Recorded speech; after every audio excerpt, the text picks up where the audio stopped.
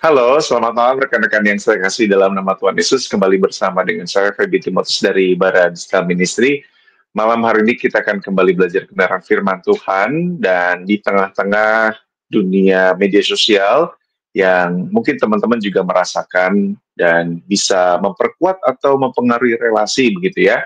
Nah, hari ini mau belajar bersama dengan hambanya, Pendeta Alex Nanlohi, pernikahan di era digital antara scroll dan soul. Nah, jadi pantengin dari awal hingga akhirnya, sehingga kita mengerti apa maksudnya dan bagaimana kita bisa berelasi dengan lebih baik, terutama buat keluarga, pasangan, suami istri, tapi juga secara menyeluruh relasi kita dengan sesama. Mari kita bersama-sama memohon pimpinan Tuhan dalam doa. Tuhan Yesus yang mengasihi kami bersyukur karena firman-Mu terus menjadi dasar dan sehingga kami di dalamnya memiliki kekuatan dan juga fondasi yang kuat untuk melihat, menghadapi tantangan-tantangan dunia di sekitar kami, termasuk juga bagaimana kami berelasi dengan Tuhan dan sesama di tengah tantangan yang kami hadapi dengan segala informasi yang sangat terbuka dan bebas. Karena itu, berkatilah Pendeta Alex yang akan memandu kami dan menolong kami untuk melihat ini jauh lebih dalam lewat kebenaran firman-Mu. Di dalam nama Tuhan Yesus kami bersyukur dan berdoa. Amin. Selamat malam Pak Alex, saya persilakan Pak. Shalom, selamat malam Bapak Ibu Saudara yang dikasihi Tuhan. Bersyukur kesempatan bersama-sama belajar firman Tuhan kembali Tuhan berikan bagi kita. Dalam tema malam hari ini yang saya angkat adalah pernikahan di era digital. Wah, antara scroll dan soul. Bapak Ibu Saudara yang dikasihi Tuhan, kita hidup di dalam dunia yang berkembang dengan sangat cepat, secara khusus perkembangan bidang teknologi. Sehingga kita juga bisa melihat bahwa kita hidup ini sekarang namanya era digital. We live in a digital world. Ada sebuah gambar kutipan yang saya pernah dapatkan dan saya coba bagikan di sini, dan ini juga sebuah kebenaran zaman ini yang kita bisa perhatikan. Kita hidup di zaman di mana baterai lemah, itu lebih bermasalah daripada iman yang lemah. Bahkan ini generasi yang kayaknya kita selalu berusaha terhubung dengan colokan saudara ya. Kita mencari tempat supaya bisa ngecharge dan seterusnya. Nah, banyak hal di dalam dunia digital ini yang mengalami perubahan atau membawa perubahan bagi kehidupan. Salah satunya juga termasuk bagaimana relasi antar manusia. Tentunya teknologi yang diciptakan awalnya untuk menolong relasi manusia lebih baik lagi. Sebagaimana Tuhan menciptakan manusia sebagai makhluk yang relasional. Kita ini makhluk yang relasional. Mengalami relasi dengan Allah dan mengalami relasi dengan sesama. Karena itu juga Tuhan Yesus mengingatkan ketika ditanyakan hukum manakah yang pertama dan terutama adalah kasihilah Tuhan Allahmu dengan segenap hatimu. Dan juga kasihilah sesamamu manusia. Karena kita diciptakan untuk berelasi, kita juga ada di dalam relasi-relasi yang indah, maka kita harusnya memperjuangkan relasi-relasi itu dengan Tuhan dan dengan sesama. Sehingga kalau kita bicara secara sederhana, teknologi, perkembangan yang ada harusnya menolong kita semakin terhubung dengan Allah dan juga terhubung dengan sesama. Untuk kita semakin mengasihi Allah dan mengasihi sesama. Tetapi pada saat yang sama kita tahu juga bahwa perkembangan teknologi ini mungkin juga menjauhkan kita dalam relasi satu sama lain dan juga termasuk relasi dengan Allah. Secara khusus kalau kita melihat perkembangan era digital ini, banyak sekali beragam media sosial. Sebagaimana namanya, ini media untuk memperkuat hubungan sosial. Tetapi realitanya tidak demikian. Ada juga tantangan yang harus kita waspadai. Bagaimana teknologi-teknologi ini yang harusnya dibuat untuk memperkuat relasi sosial, relasi spiritual, perlu kita tinjau dan kita waspadai. dampaknya yang negatif. Jadi bukan berarti kita tidak boleh menggunakan teknologi, tetapi pakailah dengan tujuan seperti desain Allah bagi hidup kita. Pernikahan salah satunya menjadi bagian yang terdampak atau perlu kita waspadai tantangannya. Pernikahan dalam era digital menghadirkan tantangan, tapi juga peluang yang unik bagi pasangan. Teknologi memengaruhi dinamika pasangan melalui kemudahan komunikasi, perencanaan pernikahan, dan interaksi sosial. Jadi kita bisa melihat bagaimana hal-hal ini begitu nyata di sekitar kita. Di zaman yang dulu kalau ngirim undangan pernikahan itu di bentuknya cetak begitu ya. Sekarang ya udah disebar aja via WhatsApp, di medsos begitu ya. Sehingga ini menjadi sebuah perubahan-perubahan yang juga terkait dengan pernikahan atau yang mempersiapkan pernikahan tidak mesti mengeluarkan cost ekstra lagi untuk mencetak undangan, tapi cukup membuatnya dalam bentuk digital dan itu bisa disebarkan dan indah, ada lagunya, ada foto preweddingnya dan seterusnya. Dan termasuk relasi dalam keluarga juga, di mana tentunya hampir semua orang di dalam keluarga memiliki sosial media. Kenapa saya menyoroti sosial media? Karena sekali lagi ini sebenarnya media yang harusnya memperkuat hubungan sosial. Tetapi pada saat yang sama ada jebakan yang harus kita waspadai dengan berbagai sosial media ini. Kenapa? Karena sekali lagi sama seperti pisau, kalau pisau itu di tangan anak kecil yang belum tahu untuk apa harusnya digunakan, pisau itu bisa membahayakan. Demikian juga kalau kita melihat media sosial.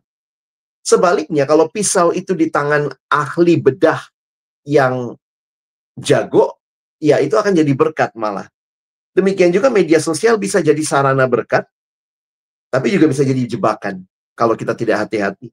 Kita perlu memahami bagaimana firman Tuhan membimbing kita untuk hadir di dunia digital dengan bijak dan setia. Kita coba lihat realita media sosial hari ini. Ternyata ini bukan hanya menjadi sebuah hiburan bagi kita, tetapi sadar atau tidak, itu juga membentuk cara pikir dan budaya. Itu sebabnya orang Kristen perlu punya sikap rohani yang sadar dan juga bijak. Apa yang saya maksud kalau kita melihat bahwa ternyata kita bukan hanya memakai media, tetapi media itu juga secara tidak langsung membentuk budaya. Misalnya kita bisa melihat informasi hanya di story 30 detik atau hanya 10 detik, di Reels, di Insta Short begitu ya, sekarang begitu, atau YouTube Short begitu, yang membuat kita akhirnya jadi terbiasa dengan hal yang ayo cepat, instan. Saya ingin mendapatkan semua informasi, tapi dalam waktu yang sesingkat-singkatnya. Nah, ini bukan hanya kita memakai media itu, tetapi sadar atau tidak itu membentuk budaya kita.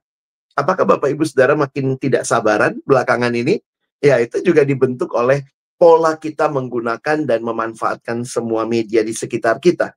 Nah, karena itu kita mesti menyadari ya, ini ada satu kutipan mengatakan kita sering tahu isi notifikasi pasangan, tapi kita tidak tahu isi hatinya. Wah, jadi pertanyaan ini penting untuk kita mengevaluasi kehidupan pasangan, baik yang mungkin sedang berpacaran, ataupun yang sudah menikah, tapi juga bagi kita semua sebagai makhluk sosial yang Allah ciptakan, perlu berelasi satu sama lain. Kapan terakhir kali saudara ngobrol dari hati ke hati dengan pasangan saudara? Nah, malam ini saya ingin mengajak kita melihat satu bagian firman Tuhan dalam Efesus pasal 5, ayat 15-17. Karena itu, perhatikanlah dengan saksama bagaimana kamu hidup. Janganlah seperti orang bebal, tetapi seperti orang arif. Dan pergunakanlah waktu yang ada karena hari-hari ini adalah jahat. Sebab itu janganlah kamu bodoh, tetapi usahakanlah supaya kamu mengerti kehendak Tuhan. Bapak Ibu Saudara yang dikasihi Tuhan, Rasul Paulus menasihatkan jemaat di Efesus. Perhatikan, mereka adalah manusia baru. Efesus pasal 4. Mereka manusia yang telah mengenal Kristus.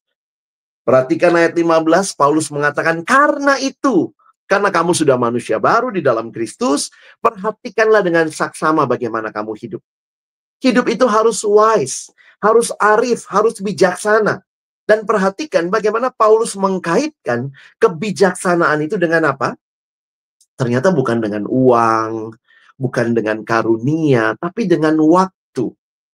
Pergunakanlah waktu-waktu yang ada. Bapak Ibu Saudara, kalau bicara uang, tentu kita bisa melihat Tuhan mengaruniakan berkat secara materi dalam hidup setiap orang beda-beda. Karunia juga begitu. Tuhan memberikan sesuai kemampuan masing-masing. Tetapi dalam hal waktu, menarik sekali. Tuhan memberikan semua orang waktu 24 jam yang sama. Mau dia tua, muda, maaf dia miskin atau kaya, mungkin dia adalah laki-laki perempuan, mungkin dia adalah suami atau istri, anak atau orang tua, semuanya dikasih waktu yang sama 24 jam. Karena itu hidup yang bijaksana dikaitkan dengan mempergunakan waktu. Karena apa? Tuhan tidak sekadar ingin kita hidup, tapi Tuhan mau kita hidup dengan bijak. Karena itu kita diminta untuk memperhatikan dengan seksama. Apa yang diperhatikan adalah bagaimana kita menggunakan waktu. Bapak Ibu perhatikan kalimat ini. Scroll membuat kita hidup reaktif. Tetapi firman menolong kita hidup reflektif. Maksudnya, kalau Bapak Ibu perhatikan, pernah nggak bangun pagi tahu-tahu langsung pegang HP, lihat media sosial, sudah habis 1 jam, sudah habis 1,5 jam. Dan inilah yang saya harus ingatkan, hati-hati ketika kita begitu reaktif dengan semua notifikasi yang ada, kita scroll begitu rupa, sehingga hidup sepertinya hanya bereaksi kepada berbagai hal, dan kita diingatkan, pergunakanlah waktu yang ada. Jadi dalam perenungan saya, apa sebenarnya yang era digital ini juga bawa bagi kita, sadar atau tidak? Era digital cenderung menggerus waktu bersama, tapi ini bukan karena tidak ada waktu. Karena sama, semua dapat 24 jam. Tapi mungkin karena waktu kita tanpa sadar terbuang percuma. Jadi nasihat firman Tuhan hari ini mengingatkan kita, pergunakanlah waktu yang ada. Karena hari-hari ini adalah jahat. Jadi bagi Bapak Ibu Saudara dalam era digital, bagaimana kita membangun relasi, ternyata kita menyadari ya, relasi itu dengan Tuhan, dengan sesama, itu membutuhkan yang paling dasar adalah investasi waktu. Dan rasanya kita kekurangan waktu membaca Alkitab, tapi kalau scrolling, selalu ada waktu. Kita kekurangan waktu untuk bercakap-cakap dengan pasangan kita, tapi untuk menonton media sosial, selalu ada waktu. Jadi, mari kita perhatikan dengan seksama. Hidup di dalam era digital ini, bagaimana kita menggunakan waktu, termasuk menginvestasikan waktu untuk relasi-relasi yang Tuhan berikan bagi kita. Karena itu ada 3 tantangan utama pernikahan di era digital. Yang pertama adalah tantangan kehadiran. Jadi bisa jadi memang kita hadir secara fisik, tapi ini juga realitanya ya. Hilang secara jiwa. Makan malam bersama, masing-masing sibuk dengan HP-nya sendiri. Masing-masing sibuk dengan media sosialnya. Sehingga sebenarnya kehadiran bukan cuma hadir fisiknya, tapi soul-nya juga, jiwanya ada di situ. Mungkin ini pemandangan yang biasa kita lihat di era digital dalam keluarga. Keintiman, duduk bersama, jalan bersama ke mall, tapi semua sibuk dengan gadgetnya masing-masing. Bahkan ketika mau tidur malam mungkin pasangan suami dan istri, yang satu tidak tahu lagi kenapa istri atau suami saya sibuk sama sosial medianya, dan kemudian waktu bersama seolah tidak hadir. Tantangan kedua adalah tantangan membandingkan. Nah, sadar atau tidak, kita lihat media sosial orang lain, mungkin IG-nya dia, Threads-nya, FB-nya, TikTok-nya. Dia posting ini like-nya banyak. Saya kemarin posting like-nya sedikit. Mungkin mulai muncul membandingkan. Dan membuat kita merasa gagal sebagai pasangan. Enak ya, suaminya si ini sama kalau dia suaminya, lihat deh. Postingan mereka semua jalan-jalan ke luar negeri. Jalan-jalan terus. Kalau kita, wah, mungkin kita komplain kepada pasangan kita. Tantangan ketiga adalah tantangan distraksi. Saking banyaknya notifikasi yang masuk, maka mungkin waktu makan, waktu tidur, waktu doa diganggu oleh notifikasi. Termasuk waktu bersama dengan pasangan dan keluarga. Nah, Bapak Ibu Saudara, mari kita menyadari hal ini. Tapi kemudian sebagai penutup, bagaimana kita bisa waspada? Apa yang harus kita perjuangkan? Ada 3 pilar soul connection. Yang pertama tentunya, kalau tadi tantangannya tantangan kehadiran, belajarlah hadir sepenuhnya. Kehadiran tidak sekedar fisik, tapi utuh secara hati. Ada saat-saatnya kita taruh gadget kita. Tidak perlu dibuka. Kita menatap pasangan kita. Di dalam ilmu counseling, biasanya kita mendengar yang namanya active listening. Mendengar itu bukan cuma masalah telinga. Oh, terdengar. Kadang-kadang gitu ya. Sambil main handphone, terus pasangan cerita, iya ma, saya denger ma. Ya udah terusin aja, tapi kita sibuk sama gadget kita. Itu orang tidak merasa didengar. Hadir sepenuhnya itu berarti mungkin menatap matanya, menganggukkan kepala, berkata, oh iya, dan itu sesuatu yang kita benar-benar mendengar. Nah, kalau kita mau improve our active listening, jadi focus on the person. Avoid judging. Use body language. Kayak tadi, kita mengangguk, kita melihat, kita mendengar, kita tepuk bahunya. Dan belajar mendengar tanpa interupsi. Walaupun ada notifikasi masuk, teng-tong gitu ya. Kita biarkan dulu. Dan kemudian kita menghargai. Ketika pasangan kita mungkin berdiam diri sebentar. Kadang-kadang waktu orang ceritakan nggak selamanya terus nyerocos. Tapi waktu dia diem, ya jangan waktu dia diem ya, ini kesempatan buka HP, kita lihat HP lagi. Tapi benar-benar respect silence. Lalu yang kedua, mari masuk kepada percakapan jiwa. Jadi bukan hanya apa yang kamu lakukan hari ini, tapi kita masuk kepada apa perasaannya, apa pikirannya tentang hal yang kita bicarakan. Dan itu percakapan yang tidak sekadar basa-basi. Dan yang ketiga, nah tentunya sebagai keluarga Kristen, milikilah disiplin rohani berdua, berdoa bersama, renungan bareng. Mungkin ada yang bilang, Pak, aduh ideal sekali kalau bisa tiap hari baca Alkitab sama-sama. Kalau tidak bisa tiap hari, seminggu sekali. Bersama, berdoa. Oh, ada banyak interupsi lain. Cobalah sebulan sekali. Tapi punyalah waktu-waktu bersama. Kenapa? Karena kita membutuhkan Tuhan juga. Kehadiran Tuhan dalam relasi kita. Kalau Bapak Ibu ingat, Adam dan Hawa, keindahan relasi mereka waktu mereka berjalan bersama Tuhan. Tuhan hadir di tengah-tengah mereka. Jadi, mari sepakati. Apakah pernikahan saudara punya waktu kesepakatan tanpa layar? Hari ini kita sama-sama. Apakah saudara juga mau bersama? Kapan terakhir kita tertawa, menangis bersama pasangan kita? Yang benar-benar kita nikmati kehadirannya. Maka sebagai penutup, mulailah dari yang kecil. Sisihkan waktu untuk berdoa bersama. Sisihkan waktu untuk kencan berdua tanpa HP. Jadwalkan waktu tanpa layar. Jadi jadwalnya tentunya kita sepakati bersama dan sebagainya. Silakan buat komitmen-komitmen sederhana. Ingatlah saudara, stop scrolling, start connecting. Jangan biarkan scroll merampas soul dalam pernikahan saudara. Saudara yang dikasihi Tuhan, jadi meskipun ada tantangan yang perlu diatasi pasangan yang dapat memanfaatkan teknologi dengan bijak akan mampu membangun hubungan yang lebih kuat dan harmonis. Dalam dunia yang terus berkembang ini, penting bagi pasangan untuk tetap fokus, tentunya fokus kepada Tuhan, fokus pada cinta dan komitmen mereka, serta juga beradaptasi dengan perubahan yang ada. Kiranya perenungan malam hari ini menolong kita, boleh merefleksikan lagi bagi hidup kita, bagi hidup keluarga kita, dengan pasangan kita, dengan orang-orang yang ada di sekitar kita. Tuhan menolong kita untuk boleh menghidupi kebenarannya.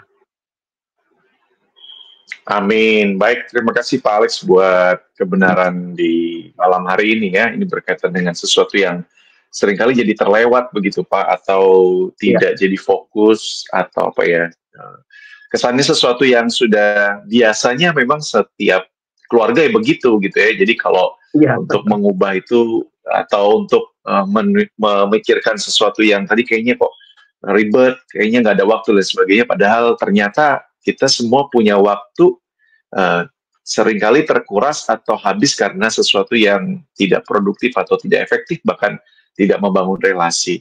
Nah Pak, kalau pertanyaan ini kan nanti berkaitan, mungkin ada orang yang tanya, Pak, pekerjaan saya, bahkan mungkin ada suami istri yang pekerjaannya itu dalam tanda kutip berkaitan dengan media sosial atau dalam konteks ini teknologi yang seringkali. Nah ini kan artinya dari apa yang saya dengar dari Pak Alex itu tidak bukan jadi alasan besar gitu ya ketika seseorang satu pasangan itu memiliki komitmen ini. Nah, ini mungkin memulainya bagaimana Pak? Kalau misalnya seseorang punya pekerjaan yang tidak bisa lepas dari media sosial atau teknologi. Iya, pertanyaan ini juga menjadi pertanyaan yang pernah saya terima dalam sebuah seminar terkait juga dengan hal ini. Nah, tapi saya mau mengingatkan saja kepada kita sekalian bahwa kita butuh keseimbangan. Sekarang juga nanti kapan-kapan kita bahas work-life balance. Sebenarnya menarik untuk memperhatikan setiap kita dikasih 24 jam oleh Tuhan. Nah, sebenarnya 24 jam itu secara pembagian ritme kehidupan yang sudah teruji juga secara medis, secara sosial, dan diakui secara hukum, maka kita punya 3 bagian hidup. Pertama, yang namanya bekerja. Bekerja itu 8 jam. Kalau kita lihat peraturan pemerintah juga begitu ya. Bapak Ibu masuk misalnya jam 8 pagi, ya, kan 8 jam itu seharusnya pulang jam 4 misalnya, tapi kan ada istirahat makan siang, pulang jam 5. Lewat seperti dari situ kita hitungnya lembur. Kenapa? Karena memang bekerja itu secara waktu sebegitu. Lalu yang kedua, ada 8 jam untuk istirahat atau tidur. Jadi 8 jam kerja, kalau mungkin masih sekolah berarti demikian juga di sekolah, di kampus ya, harusnya 8 jam sekolah atau kerja, 8 jam kita istirahat atau tidur, dan 8 jam yang lain itu disebut 8 jam yang tidak kerja, tidak tidur. Maka apa yang kita lakukan di 8 jam itu, dalam beberapa buku mengatakan itu namanya leisure time, yang sedang tidak kerja dan tidak tidur. Di situ kita merecharge hidup kita bangun koneksi, kita bersaat teduh, kita berdoa, kita beribadah, kita ngobrol sama pasangan kita melakukan hobi kita. Tuhan kasih 8 jam juga. Jadi sebenarnya balik lagi, bagi saudara yang mungkin bekerja sebagai social media content creator begitu ya, nggak akhirnya harus ngecek terus. Kalau bagi saya lebih baik kita memang menyisihkan. Misalnya saya ini jam kerja, mungkin dari jam berapa sampai jam berapa. Tapi ada yang bilang, tapi saya itu justru setiap jam ada waktunya. Nah kalau demikian ya atur aja. Misalnya kalian Bapak Ibu Saudara spread 8 jam itu. Nanti 1 jam dulu, kemudian sesudah itu taruh dulu HP-nya ya, bangun koneksi lagi dalam kehidupan. Jadi jangan kemudian pekerjaan menggerus sampai akhirnya tidak punya waktu tidur, tidak punya waktu bangun koneksi. Akhirnya yang ada adalah cuma waktu untuk menghasilkan uang. Sementara firman Tuhan mengingatkan Tuhan memberikan rezeki pada waktu tidur. Itu bagi saya sangat unik ya, bahwa Tuhan mau menyatakan kamu itu makhluk yang terbatas. Tapi saya sudah kasih waktu, maka aturlah hidupmu dengan baik dalam menggunakan waktumu. Sehingga bukan tiap kali, ini juga ternyata waktu itu yang bertanya karena dia main saham, Pak. Jadi dia terus harus ngecek gitu ya, ngecek HP gitu ya. Saya bilang hati-hati kalau kita akhirnya punya pekerjaan yang membuat kita tidak lagi punya waktu. Kita mungkin punya uang yang banyak dari pekerjaan yang senantiasa menyita semua waktu kita. Tapi kita kehilangan keluarga. kita kehilangan pasangan, kita kehilangan anak-anak kita, di mana mereka membutuhkan perhatian, kita sibuk dengan pekerjaan saja. Jadi sama, mau yang pekerjaannya 8 jam terus-menerus, kalau dia terusin, aduh saya workaholic, saya mau kerjanya 10-12 jam, pulang ke rumah sudah capek, nggak ngobrol, besok pagi-pagi pergi lagi, nggak ketemu anak, istri, yang penting saya WA tiap hari, saya kirim ayat firman Tuhan, but you lose the connection, the soul. Maupun saudara yang bekerjanya seperti tadi ya, harus spread waktu karena ini pekerjaannya selalu harus online, maka belajarlah untuk mengatur hidup kita dalam kaitan dengan waktu. Makanya firman Tuhan ingatkan, pergunakanlah waktu yang ada. Hari-hari ini adalah jahat. Dan menariknya di ayat 17 dikatakan, pergunakanlah waktu yang ada karena hari-hari ini adalah jahat. Usahakanlah supaya kamu mengerti kehendak Tuhan. Jadi pakailah waktu itu supaya kita memaksimalkan hidup, memahami apa yang Tuhan kehendaki. Saya pikir itu yang mesti kita perhatikan baik-baik. Baik, terima kasih Pak. Ini kalau misalnya media sosial dalam konteks yang kita dengarkan dan kita bicarakan ini ada di tengah-tengah Pak. Artinya media sosial menjadi dalam tanda kutip alat yang akhirnya mendistraksi relasi kita dengan pasangan atau dengan relasi kita di keluarga.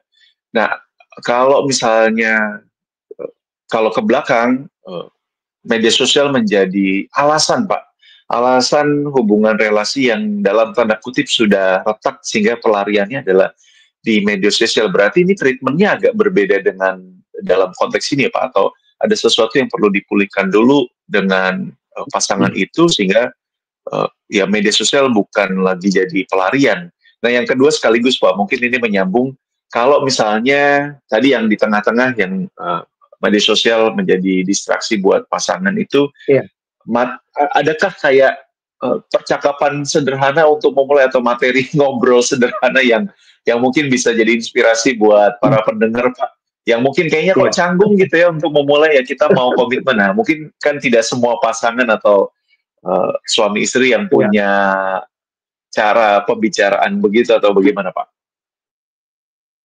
Nah ini memang khususnya juga untuk konteks Asia, di mana mungkin keluarga juga kita tidak punya banyak pola keintiman, yang bahkan ada yang bilang sama saya, iya ya, kalau di luar negeri kita lihat opa oma itu bisa gandengan, kalau udah di Indonesia pokoknya udah suami cari duit, istri besarin anak, kalau jalan bareng pun kadang udah nggak dirangkul, udah nggak dipegang gitu. Nah itu bagi saya juga memang kita mesti membangun keintiman dan kita tahulah bahasa kasih masing-masing.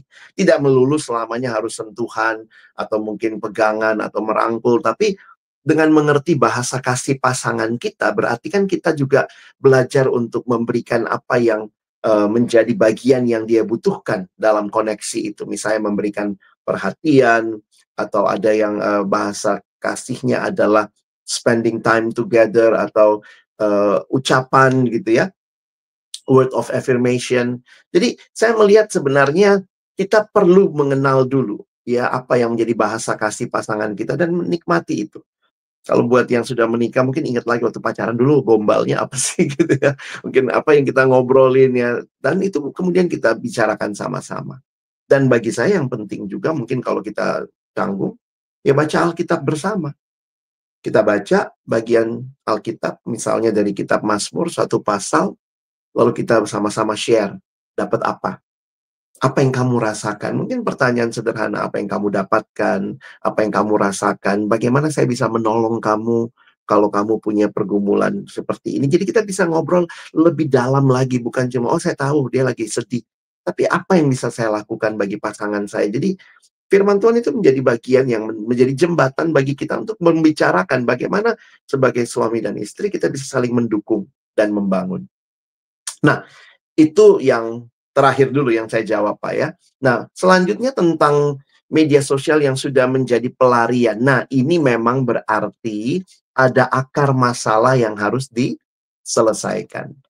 Ketika relasi suami dan istri mengalami banyak pergumulan, seringkali akhirnya untuk membuat kita, misalnya suami sudah bosen ini dimarahin terus sama istrinya, atau istri sudah bosen gitu ya suaminya misalnya ngabisin duit saja, sehingga akhirnya saya ketemu tuh beberapa yang melakukan itu sebagai pelarian. Jadi suami pulang, istri sibuk main HP. Kenapa? Ya udah ngapain, saya nggak butuh ngobrol sama dia, dia juga nggak peduli sama saya, misalnya begitu ya. Jadi akhirnya saling seperti membalas dendam. Suami yang terus-menerus dimarahin istri, tapi kan nggak bisa keluar kemana-mana juga, rumahnya di situ begitu ya. Aduh, tapi denger terus, udahlah main game. Jadi istrinya silahkan ngomel, dia main game. Nah, kalau saya melihat ini baik media sosial ataupun juga mungkin gadget menjadi pelarian. Nah, ini yang harus diselesaikan tentunya relasi keduanya dulu, sehingga gadget tidak menjadi pelarian atau hal yang mendistraksi seperti itu, tetapi membangun ulang koneksi itu. Dan saya pikir itu butuh, kalau sudah sangat parah, saya pikir butuh bantuan konselor, orang-orang yang Tuhan tolong juga dididik dalam bidang itu untuk menolong ya, konselor pernikahan. Beberapa hamba Tuhan belajar dan memahami konseling, sehingga ini menjadi hal yang harus kita bicarakan. Ketika saya bertemu dengan orang yang satu depresi pasangannya, karena pasangannya satu juga saling depresi begitu, akhirnya yang terjadi saling menuntut, dan akhirnya tidak bisa kemana-mana karena ada anak, tidak mungkin lari dari rumah, akhirnya mereka ada di rumah, tapi nggak hadir. Karena masing-masing sibuk dengan gadgetnya. Anak pun juga dikasih gadget supaya nggak rewel. Jadi akhirnya saya lihat media yang harusnya mendekatkan ini menjadi pelarian dari hubungan-hubungan yang tidak dibereskan dan diselesaikan. Nah, karena itu kita perlu melihat dengan benar dulu. Jadi ini bukan masalah jangan main gadget gitu ya, tapi lihat dulu sebenarnya jangan-jangan ada masalah lebih mendasar. Gadget itu cuma pelarian dari suami, istri, atau anak dan orang tua. Saya lihatnya begitu, Pak. Baik, baik. Terima kasih Pak Alex buat jawabannya. Nah, artinya ini mungkin jadi bukan pertanyaan, tapi kerinduan ketika memikirkan Iya, hal ini, artinya sebuah kerinduan bahwa gereja dan keluarga-keluarga di dalamnya itu punya relasi yang sehat, sehingga rasanya juga itu berpengaruh terhadap anak-anak begitu ya Pak, ketika iya, orang iya, tuanya eh, terganggu dalam konteks itu, belum bisa menyeimbangkan kehidupan antara relasi dan juga bahkan karena distraksi media sosial. Nah, betul. jadi kerinduannya tadi saya pikir iya ya, gereja-gereja itu harus menjadi dalam tanda kutip teladan yang baik ketika Iya, melakukan ini, sehingga ada sesuatu yang berubah ya di dalam dunia sekitar kita, dan gereja mempengaruhi dengan lebih dalam konteks ini pasti pasti menyatakan kasih Tuhan. Baik iya. Pak Alex, buat malam hari ini sungguh memberkati dan menginspirasi buat kita semua. Dari teman-teman boleh boleh menuliskan kolom komentar apapun, bahkan juga mungkin pertanyaan seputar dengan tema di malam hari ini. Dan saya persilakan kalau ada closing statement dari Pak Alex dan sekaligus menolong kita menutup dalam doa, Pak. Baik. Jadi Bapak Ibu Saudara yang dikasihi Tuhan, seringkali tanpa sadar ya, seperti yang tadi dikatakan Pak Feby, kita merasa sudah beginilah hidup sekarang. Tapi sebenarnya jangan lupa ya, hidup yang Tuhan berikan adalah hidup yang membangun relasi. Ketika era digital ini membuat kita terdistraksi, tidak membangun relasi, bahkan menjadi pelarian, mari kita kembali melihat kepada apa yang menjadi rencana dan kehendak Tuhan, supaya kita semakin mengasihi Dia dan mengasihi sesama, sehingga teknologi ini kiranya tidak makin menjauhkan kita dari Tuhan, atau juga menjauhkan kita dari sesama. Karena itu kita butuh untuk membangun koneksi ini kembali, dan saya pikir tema malam hari ini mulai ya dari mana? Dari keluarga. Seringkali anak-anak komplain, kok nggak boleh main HP, padahal papanya di meja makan main HP. Saya pikir itu menjadi satu teladan yang harusnya diberikan orang tua. Karena itu saya ingatkan, mulailah membangun relasi kembali di dalam rumah tangga. Gadget dipakai dengan baik untuk menyampaikan pesan, membangun komunikasi, tapi bukan menjauhkan. Dan mulai sepakati waktu-waktu makan tanpa gadget. Jadi benar-benar bisa makan, bisa ngobrol, ada waktu yang kita sepakati dengan pasangan kita, nanti kita bisa perluas kepada keluarga kita. Sehingga kita tidak lagi mengatakan semua begitu, oh semua begitu di luar sana. Tapi di dalam keluarga kami ada waktu-waktu bersama. Main board game, mungkin main kartu, sehingga kita terkoneksi satu sama lain. Nah, kiranya ini juga menjadi kerinduan kita, untuk benar-benar hidup sesuai dengan rancangan Tuhan, untuk kita mengasihi Allah dan mengasihi sesama. Mari kita berdoa. Tuhan, terima kasih buat firman-Mu, untuk kami diingatkan memakai waktu kami dengan bijak, termasuk di era digital yang begitu banyak tanpa kami sadari menggerus waktu-waktu yang harusnya kami pakai lebih baik lagi, lebih maksimal lagi untuk mengasihi Tuhan dan mengasihi sesama. Kami memang butuh waktu untuk diri kami, tapi jangan-jangan waktu yang kami pakai begitu berlebihan untuk diri kami sehingga semuanya tentang kami, bukan lagi tentang Tuhan dan sesama. Karena itu kami berdoa, Tuhan menolong agar ada komitmen-komitmen sederhana dari setiap kami yang mendengar untuk mulai melakukannya, mulai mencobanya, bersama-sama menjadikan Tuhan sebagai pusat dalam hidup dan relasi-relasi kami. Terima kasih sekali lagi untuk malam hari ini. Terima kasih untuk Bara Digital Ministry yang Tuhan sudah tolong terus jadi berkat bagi banyak orang. Berkati semua yang bertugas di depan layar, di belakang layar, semua kami yang mendukung. Kami terus berdoa dan menyerahkan kepada Tuhan.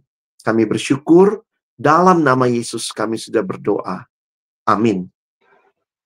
Amin. Sekali lagi terima kasih untuk Pak Alex buat kebenaran firman Tuhan dan yang menginspirasi buat kita semua, dan terima kasih kebersamaan dari rekan-rekan semua dimanapun berada. Salam sehat dan juga Tuhan berkati kita semua. Tuhan Yesus berkati. Amin. Terima kasih Pak. Sama-sama.